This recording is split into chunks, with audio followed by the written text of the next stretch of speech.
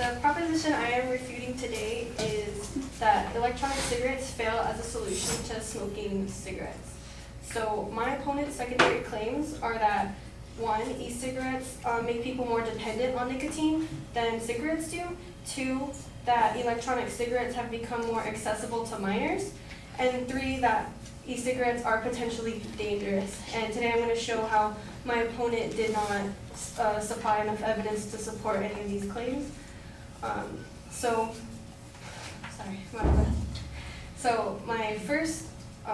the first point is that e-cigarettes make people more dependent on nicotine. Well, there was insufficient evidence to support this claim. There was no credible evidence suggesting that e-cigarettes make people more dependent on nicotine, and I researched it more, and I found an article from the National Institute of Drug Abuse that they found a study in 2016 that reported within 2 randomized control units, e-cigarettes with nicotine helped individuals quit better than e-cigarettes without nicotine. So there is also another study done by the National Academies of Sciences, Engineering, and Medicine reported that more frequent e-cigarette use may increase the likelihood to quit. So these 2 studies show that there could be a correlation between e-cigarettes helping to quit smoking. So on to my second point, that electronic cigarettes have become more accessible to minors. Well, although the statistical evidence provided was correct and true, this claim fails to connect the secondary claim to the major claim, because the major claim is focused towards people who are already smoking and they're trying to quit smoking. Well, this claim shows that it's focused towards electronic cigarettes being an alternative solution to those who are already addicted, but this implies that electronic cigarettes are the main choice for minors, and they're trying to start smoking, they're not trying to quit. So on to the third point, which is that e-cigarettes are potentially dangerous.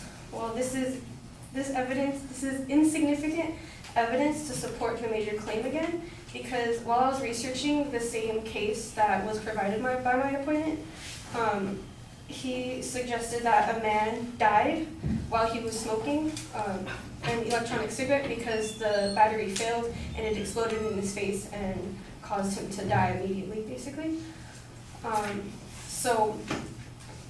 Within that same article, I found that the exact causes of electronic cigarette explosions incidents are unclear, but evidence suggests that it's battery-related issues that may be the cause.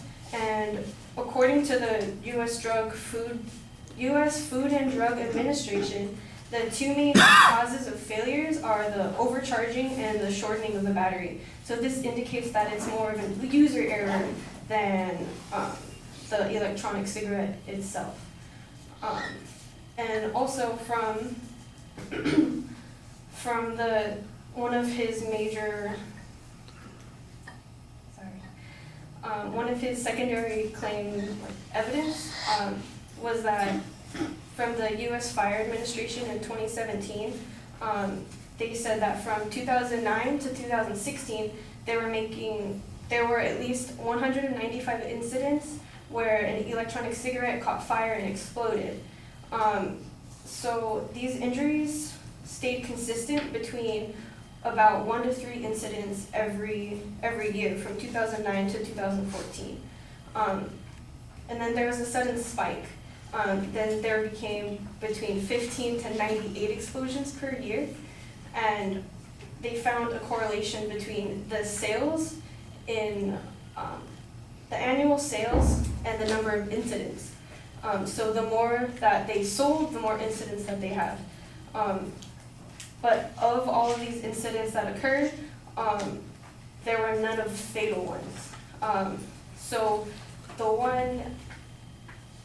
one claim that he tries to support his claim with, that the man died and how that was dangerous, it's just one outlier because most of them are not fatal, they're mainly minor injuries. So this is why, because of reasoning evidence and, because of reasoning failures and evidence failures, my opponent did not sufficiently support his main claim that electronic cigarettes fail as a solution to smoking cigarettes. Thank you.